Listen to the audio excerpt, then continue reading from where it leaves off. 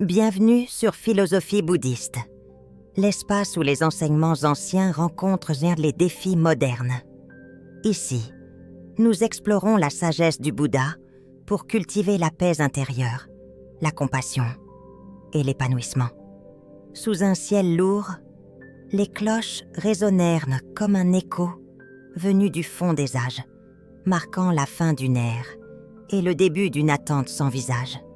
Partout, sur la planète, un souffle court traversa les fidèles, un de ces moments où l'histoire semble suspendre son vol. La mort du chef spirituel d'une institution bimillénaire n'est jamais un simple fait divers. C'est un basculement discret mais profond dans le grand récit humain. Ce n'est pas seulement un homme qui disparaît, mais une vision du monde, un souffle particulier de foi, un style d'être au service du divin et des hommes. Le silence solennel qui entoura la place Saint-Pierre ce jour-là n'était pas vide. Il vibrait des milliers de prières muettes, des regards perdus, des souvenirs d'un pape qui avait choisi d'abaisser les murailles, d'aller vers les périphéries humaines, loin des fastes et des certitudes de palais dorés. La tristesse n'était pas tant celle d'une perte matérielle, mais celle d'une lumière familière éteinte, celle d'une présence chaleureuse dont la simplicité avait parlé à tant de cœurs. Le monde, croyant ou non, s'accordait à reconnaître que l'histoire de l'Église entrait dans une nouvelle traversée, où l'on ne savait pas encore qui porterait la barque, ni dans quelle direction. La nouvelle se propagea plus vite que le vent lui-même, traversant continents et océans en un éclair numérique. Du fin fond des Andes aux plaines africaines, des mégapoles saturées aux villages reculés, un même murmure accompagna les notifications sur les téléphones. Un temps était révolu. Et dans le murmure, au-delà de l'émotion brute, une question, brutale mais légitime, se levait déjà. Que va devenir l'Église ? Dans l'immensité de ce deuil, l'attente se densifiait, presque palpable, comme une houle avant la tempête, pleine d'incertitudes, mais aussi de promesses silencieuses. Ainsi, la mort d'un pape, au-delà du choc initial, réveille dans l'inconscient collectif un besoin ancestral, celui de trouver un guide, un phare, un pasteur capable de réconcilier ciel et terre, foi et raison, tradition et modernité. Un poids immense s'abattait doucement sur les épaules invisibles de ceux qui allaient devoir, dans l'ombre et la prière, désigner celui ou celle qui deviendrait le prochain visage du catholicisme universel. Ce n'était que le commencement d'une transition dont personne ne pouvait prédire totalement la fin. À peine la nouvelle avait-elle franchi les portes du Vatican que déjà, dans l'ombre sacrée de ses murs, se mettait en marche un rituel millénaire, celui du temps de la vacance. La chair de pierre, pour un instant suspendue dans le vide, rappelait au monde que l'Église, même privée de son pilote, n'était jamais sans cap. Sous les yeux du monde entier, un cérémonial précis, presque chorégraphié dans ses moindres détails, s'enclenchait, réaffirmant l'importance du sacré dans une époque avide de transparence et de rapidité. Le rite veut que dès l'annonce officielle du décès du pape, un protocole ancien soit activé. Un temps sans souverain pontife, mais non sans gouvernance. Les cardinaux, ces princes de l'Église aux épaules chargés de siècles d'histoire, entraient alors en scène leur mission, élire celui qui serait à la fois guide spirituel, chef d'État, diplomate, théologien et pasteur universel. Le poids de cette charge n'est pas que symbolique. Il est politique, spirituel et profondément humain. Le climat qui précède le conclave est toujours paradoxal.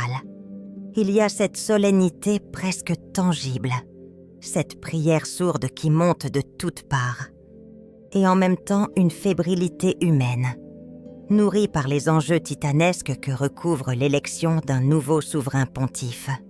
Chaque regard, chaque geste, chaque mot échangé dans les couloirs feutrés du Vatican semble alors chargé d'une intensité particulière.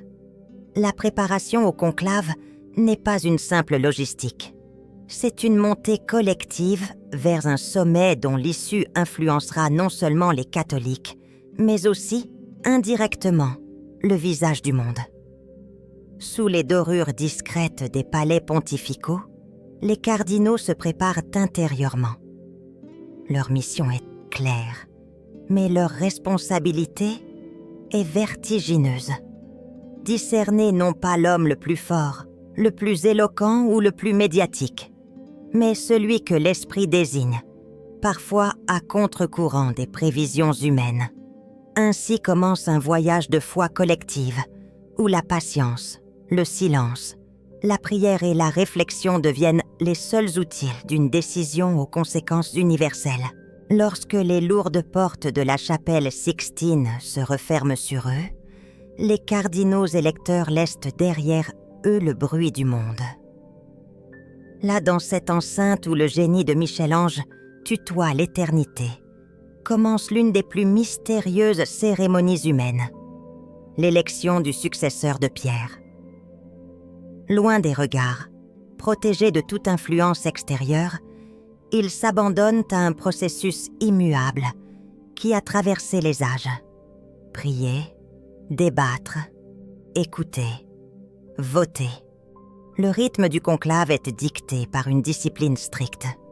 Plusieurs scrutins rythment les journées, prières matinales, messes solennelles, moments de silence entre les délibérations.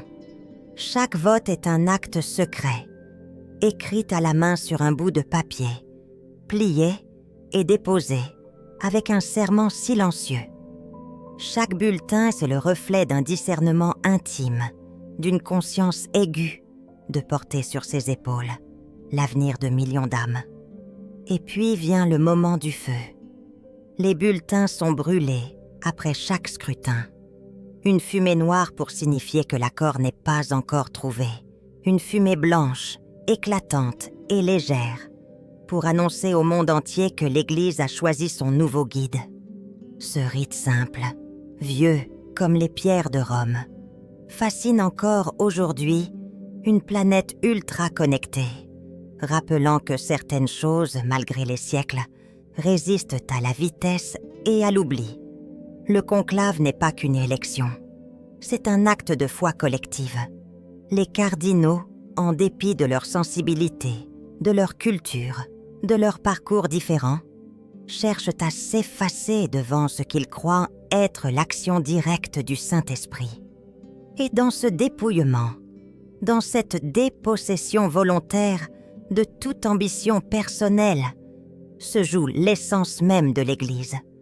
Non pas la recherche du pouvoir pour lui-même, mais la quête humble d'un serviteur fidèle, apte à porter une mission infiniment plus grande que lui. Derrière les murs clos du conclave, les profils se dessinent, s'effacent, se redessinent encore. Les discussions, souvent sobres et silencieuses, brassent les mêmes noms, ce dont la stature semble correspondre aux attentes immenses du moment. Pourtant, l'histoire nous a appris à nous méfier des évidences. Nombreux furent les conclaves, où l'élu était un inconnu du grand public, un homme simple, presque anonyme dans la machinerie ecclésiale.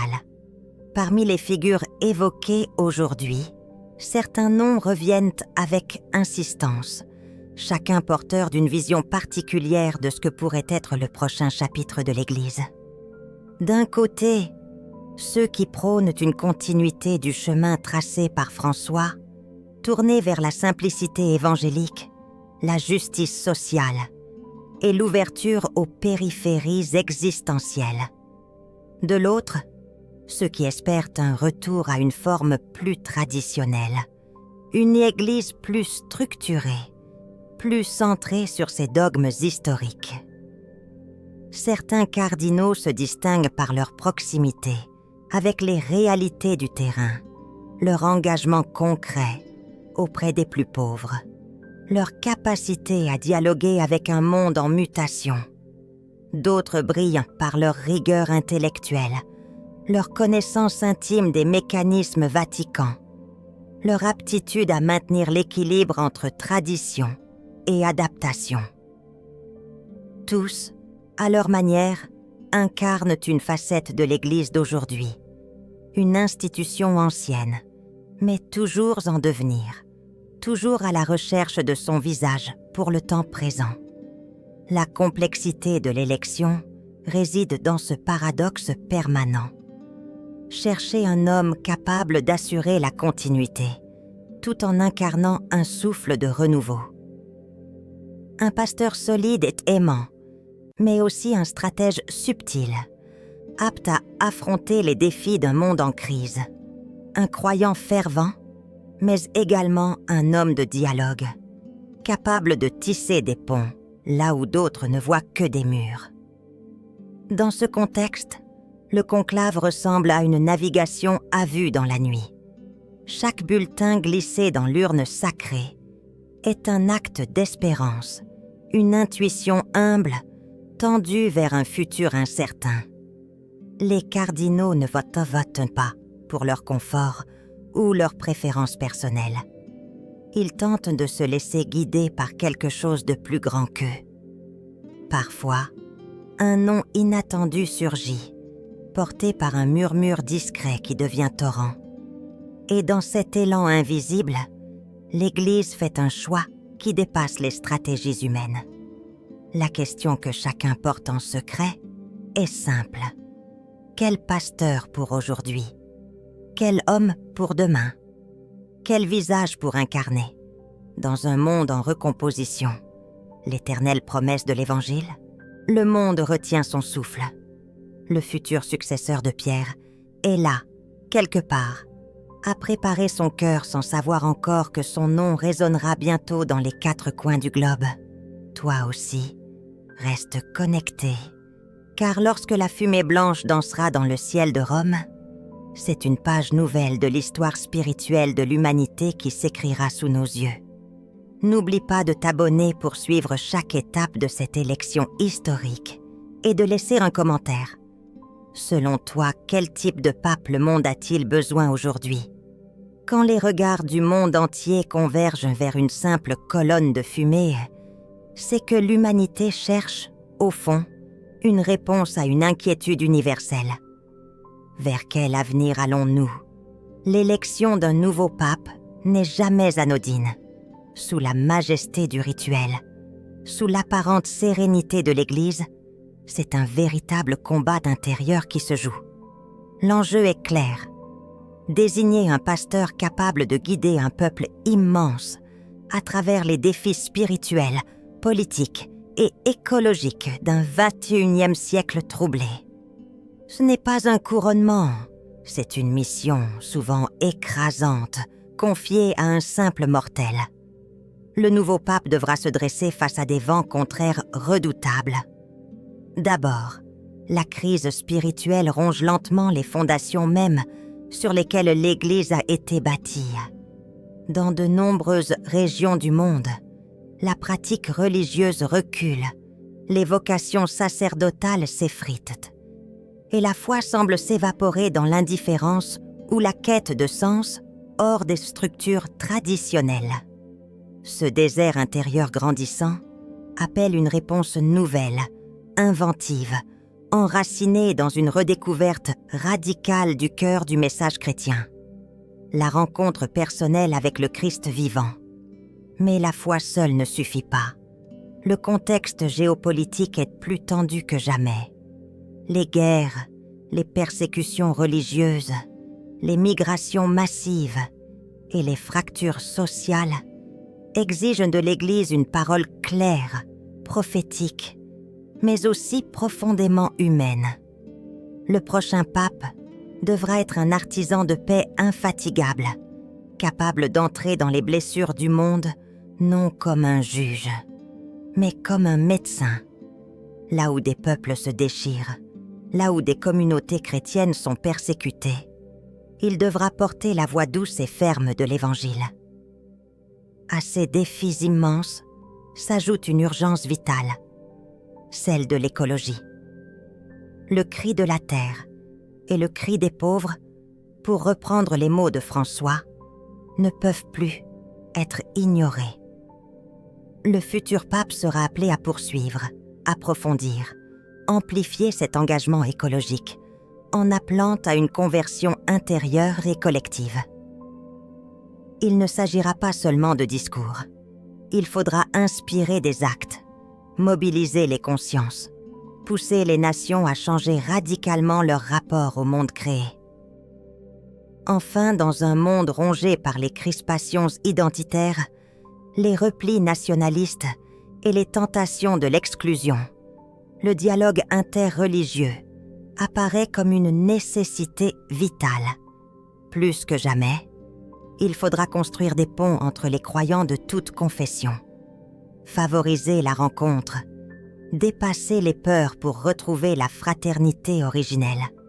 Ce chantier immense nécessitera un pape audacieux, humble et visionnaire.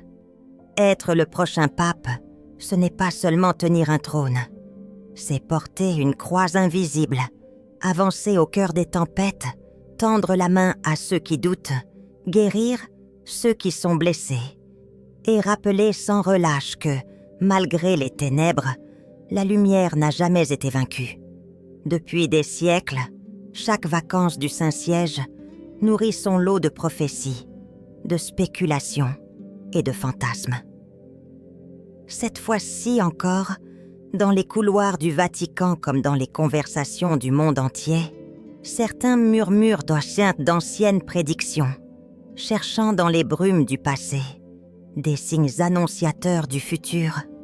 Parmi elles, la fameuse prophétie de Sainte Malachie ressurgit, fascinante et inquiétante à la fois.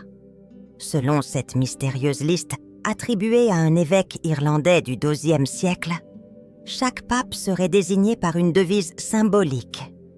Or, pour certains interprètes, le cycle toucherait à sa fin. Le dernier pape serait surnommé Pierre le Romain, et son règne annoncerait des bouleversements majeurs, voire la chute spirituelle de Rome elle-même. Ces visions apocalyptiques, largement relayées par les médias, alimentent mottantes les peurs, mais aussi, paradoxalement, une attente fébrile d'un renouveau. Pourtant, il convient de prendre du recul. L'Église, fidèle à sa mission de prudence, rappelle que ces prophéties n'ont jamais été reconnues officiellement. Beaucoup d'historiens estiment qu'elles ont été rédigées bien après les faits dans un but plus politique que prophétique. Le livre de l'Apocalypse, dernier texte du Nouveau Testament, offre lui aussi des images saisissantes. Cavalière de l'Apocalypse, trompette du jugement, fléau terrible. Mais l'Église enseigne que ces visions doivent être lues à la lumière de la foi et non de la peur. Dans les moments de transition, il est naturel que l'imaginaire collectif cherche des signes, des repères, parfois même des menaces ou des promesses de renouvellement. Les apparitions mariales, les visions de saints, les interprétations eschatologiques foisonnent dans ces périodes d'incertitude. Mais au fond, toutes ces prophéties, authentiques ou non, appellent à une seule chose, la conversion intérieure, la vigilance du cœur, la fidélité au Christ à travers les épreuves. Face à ces spéculations, le prochain pape devra faire preuve d'une immense lucidité. Ni céder aux peurs, ni flatter les attentes sensationnalistes, mais rappeler l'essentiel. Dieu conduit l'histoire humaine avec amour et patience.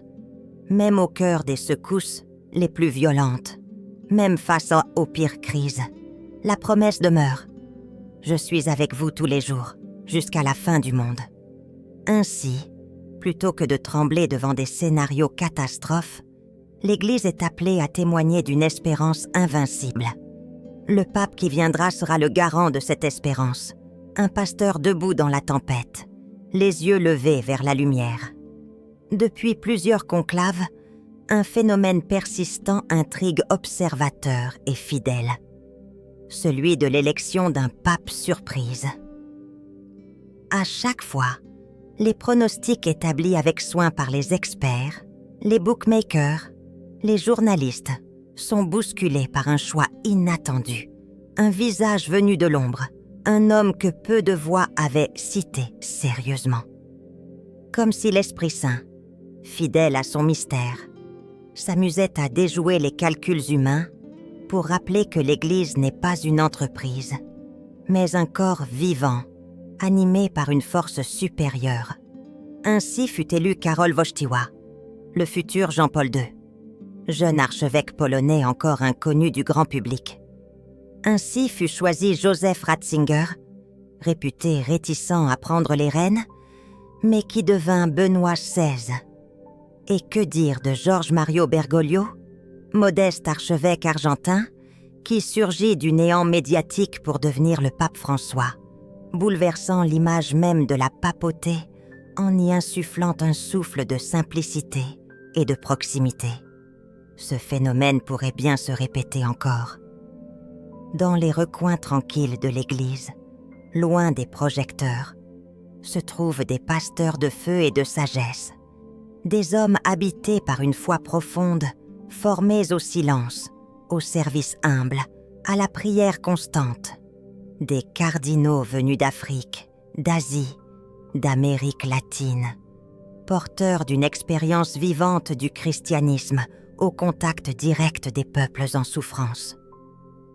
La grande force du conclave est précisément de pouvoir aller chercher ces hommes loin des projecteurs. Car l'Église a besoin d'un guide, capable de parler non seulement aux puissants, mais aussi au cœur simple. Un homme enraciné dans l'Évangile avant d'être ancré dans les appareils de pouvoir. Le prochain pape pourrait surprendre tout le monde. Il pourrait être jeune, porteur d'une énergie nouvelle, ou plus âgé, riche d'une sagesse mûrie dans l'ombre. Il pourrait venir d'un pays émergent, symbolisant l'extraordinaire dynamisme du catholicisme hors d'Europe.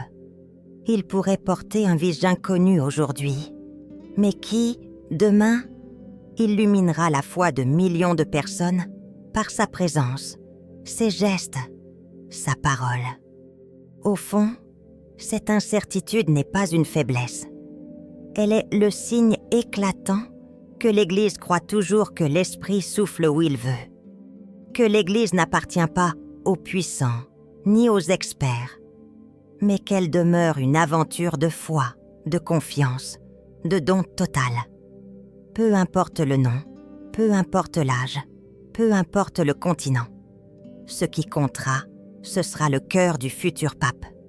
Sa capacité à aimer, à écouter, à servir, à conduire son peuple vers celui qui est là, source de toute vie. Alors que les derniers préparatifs du conclave s'achèvent, le monde entier retient son souffle. Un simple signal, un panache de fumée blanche, marquera le début d'une nouvelle aventure pour toute l'humanité croyante. Si toi aussi tu veux suivre chaque instant de cette épopée historique, n'oublie pas de t'abonner et d'activer la cloche pour ne rien manquer. Dis-moi en commentaire, à ton avis, le prochain pape sera-t-il un visage connu ou un messager venu de l'ombre ?